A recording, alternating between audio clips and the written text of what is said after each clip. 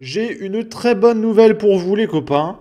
Vous le savez, notre pays est complètement ruiné, on n'a plus une thune. Mais rassurez-vous, Emmanuel Macron a découvert des milliards qu'on peut encore continuer de distribuer. Donc finalement, on a encore du pognon, hein, on ne sait pas d'où il vient, mais on en a. Emmanuel Macron vient de nous annoncer qu'il allait redonner encore une fois 2 milliards à l'Ukraine. 2 milliards, 8 milliards, allez, 150 milliards de millions de milliards, allez, 18 trillions, allez, un Googleplex d'argent, allez, prends tout, prenez la France directement. Alors, on ne sait pas d'où vient l'argent, mais on continue de dilapider notre pognon pour un pays qui, je rappelle, n'appartient pas à l'Union Européenne, n'appartient pas à l'OTAN. Vraiment, l'Ukraine n'a rien à voir avec nous. Ce serait l'équivalent de si on dilapidait 150 milliards pour aider genre la Syrie, tu vois. L'Ukraine n'a aucun rapport avec nous. Ce conflit ne nous regarde pas, hein. Mais vraiment. Et encore une fois, tout ça, à la base, c'est parce que l'OTAN, il fait un concours de caquettes de puissance avec Poutine. Tout le monde s'en fout. Les Russes s'en foutent, les Ukrainiens s'en foutent, les Européens s'en foutent. Vraiment, ça n'a aucun sens, cette guerre. Mais on va dilapider du pognon pour montrer qu'on est les plus forts. Marine Le Pen qui nous dit « Dette de la France ce soir, 3300 milliards d'euros, plus 2. » Nous avons pris des décisions importantes lors du dernier Conseil européen et l'approche de la paix par la force est celle que nous continuons à poursuivre. Et c'est pourquoi la discussion que nous venons d'avoir, que nous continuerons tout à l'heure, et le sommet que nous tenons demain pour bâtir cette paix solide et durable pour l'Ukraine et pour l'Europe, va nous permettre d'aborder plusieurs points. D'abord et avant toute chose, le soutien immédiat à l'Ukraine. Nous devons le poursuivre. Il est nécessaire pour continuer la résistance. Et j'ai pu annoncer aujourd'hui 2 milliards d'euros supplémentaires de soutien de la France sur le plan militaire à l'Ukraine. Ce que je comprends pas, c'est que Trump, là, il a réussi à faire un cessez-le-feu et à organiser un pourparler. Mais non, t'as l'OTAN et Macron, ils sont là, non, on va faire la guerre, hein. Non, non, arrêtez les pourparlers, on veut la guerre. 10 milliards, allez, va faire, fais péter une bombe nucléaire. Ça n'a aucun sens. Là, la paix était actée, on est en cessez-le-feu, là, hein, c'est fini, hein. Normalement, il y a la paix pendant 30 jours. Mais non, l'Europe, elle est là, du pognon, vite, la guerre, plus vite. Ça n'a aucun sens. La France, depuis le début, vous le savez, apporte des capacités qui répondent aux besoins prioritaires des forces armées ukrainiennes. Est-ce qu'on pourrait apporter une priorité aux Français qui ont plus de thunes? Visiblement, on peut distribuer 25 milliards comme ça. Et nous avons préparé une aide supplémentaire avec des missiles anti-chars Milan, des moyens de défense aérienne comme des missiles Mika qui équipent les Mirages qui ont été livrés, ou encore des missiles de défense solaire Mistral.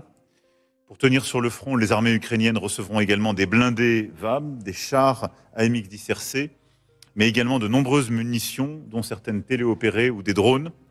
Et nous avons aussi avancé sur les coopérations en matière satellitaire ou d'intelligence. Ce mec est fou, hein. Il veut rentrer dans l'histoire. Donc pour rentrer dans l'histoire, en tant que président pathétique qu'il est, son seul moyen, c'est de déclencher une guerre.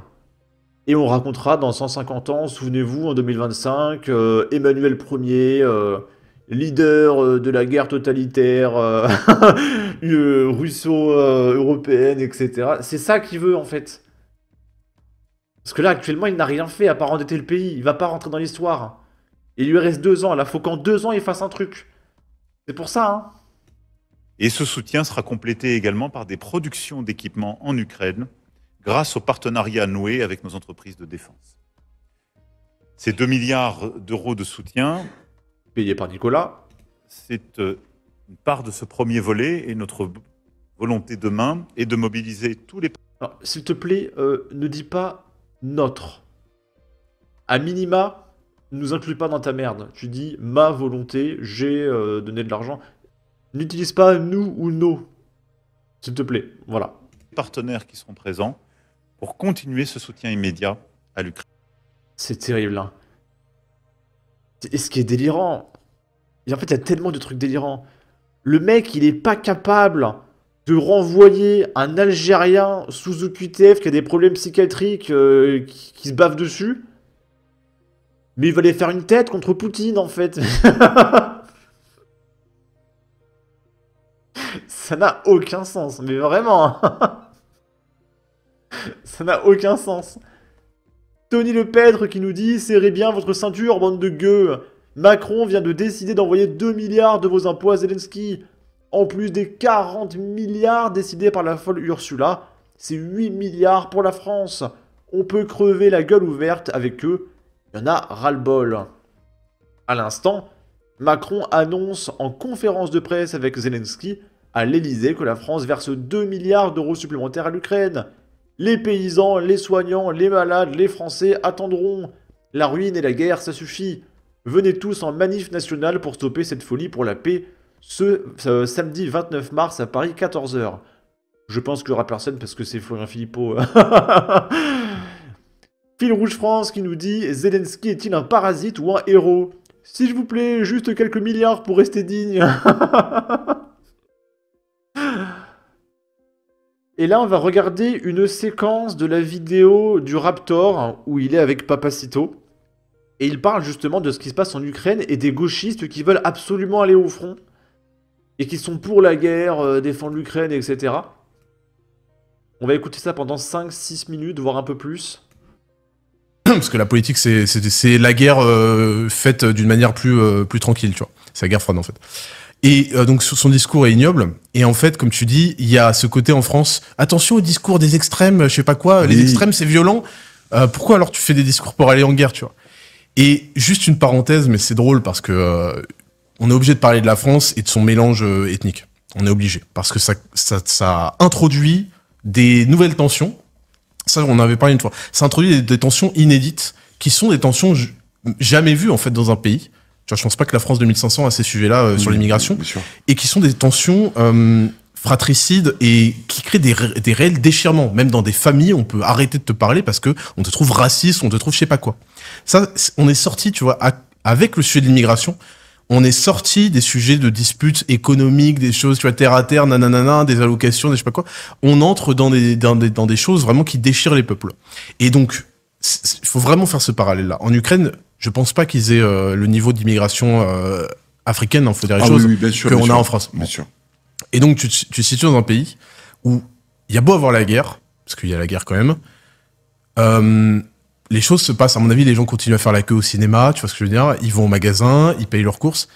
En France, tu as une manifestation qui tourne mal, tu as des lootings, tu as des pillages de magasins, tu as des boutiques qui sont éclatées, tu as je sais pas quoi.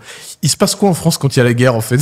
Tu crois qu'il suffit qu'il y ait une manif pour que les commerces se fassent péter, qu'il y ait des gens barricadent leurs trucs, qu'il y ait des tags, que les voitures se fassent éclater? Il va se passer quoi quand tu auras la putain de guerre, en fait? On n'est pas un pays qui est capable, vu les tensions internes qu'on a, qui est capable de faire quoi que ce soit de toute façon. Ça, c'est la première chose à souligner. Je sais pas si t'as envie de... Ben, en fait, t'es au front, en Ukraine. C'est déjà t'es en Chine parce que ça va être une organisation à la française. Ouais. Il y a plus de thunes, tu vois. Va falloir payer l'administration. Non, mais tes colis vont arriver parce que ta famille t'a amené à bouffer. Il y a un de Amazon qui l'a ouvert pour regarder, et il te l'a livré à 200 mètres de la caserne. Il l'a jeté comme ça. Il y a un tank qui l'a écrasé. Il y avait du pâté dedans.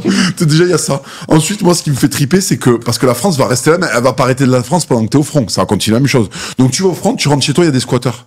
Tu sais, tu rentres de la gare en permission, tu sais, de la claire, rentre pas dans la serrure. Oh man. Et là, t'as une voisine qui sort une boumeuse. Ah ben écoutez, il y a des gens qui sont rentrés chez vous. Ils ont changé tu sais, l'abonnement de TPS.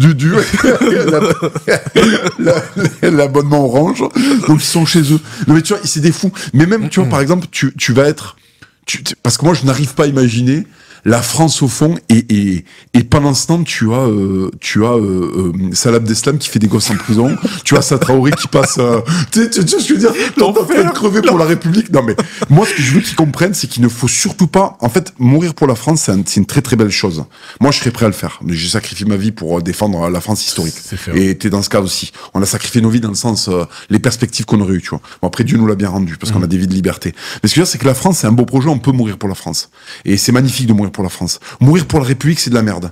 Les mecs qui sont morts pour la République, mais regarde, en fait aujourd'hui par exemple t'as des monuments aux morts qui ne sont plus visités. Non mais surtout déjà ils sont plus visités et puis surtout ils sont plus ils ne les entretiennent plus. On en a rien à foutre. L'héritage, quand tu vois ce qu'ils font du Moyen-Âge, qu'est-ce qu'ils feront des poilus et des monuments de poilus dans 100 ans, tu vois ce que je veux dire?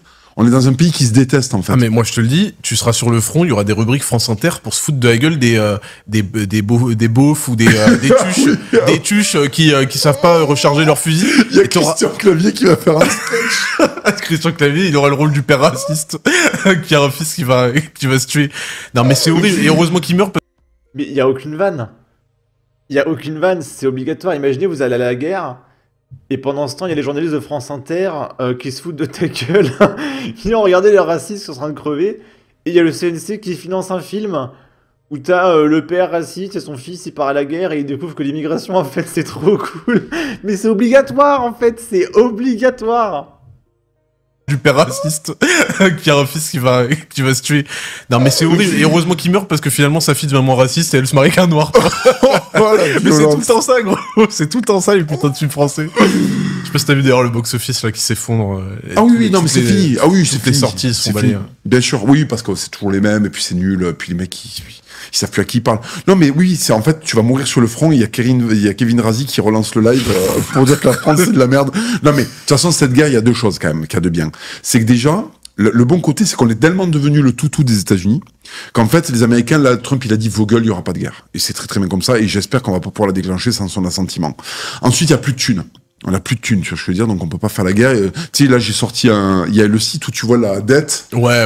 Ça, c'est génial. Faut vraiment faut que chaque Français le voit. Ça fait peur. Hein. Ça fait très très peur. Tu sais, je l'avais posté et entre le temps où je l'avais posté, les gens, ils fallait l'avoir le soir. 200 000 millions. Ouais, ça avait pris ouais, c'est ça. Et donc, du coup, tu vois, on a la dette, on n'a pas l'argent pour le faire. Et surtout, il faut rationaliser.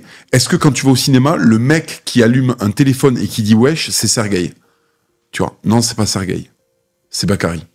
Est-ce que, non mais c'est vrai, faut le dire, tu vois, non mais je suis obligé de balancer les blazes en fait. Est-ce que les Russes, sincèrement dans ton quotidien, est-ce que les Russes font quelque chose? Est-ce que les nuisances viennent des Russes dans ton quotidien? Tu vois, quand les gonzesses prennent le métro le soir, est-ce que c'est pour éviter les Russes? Mais ils vont... Voilà, donc tout ça n'a absolument aucun sens, ça n'a pas lieu d'être, ça n'a pas lieu d'exister, tout est inutile, il y a juste notre pognon qui se dilapide.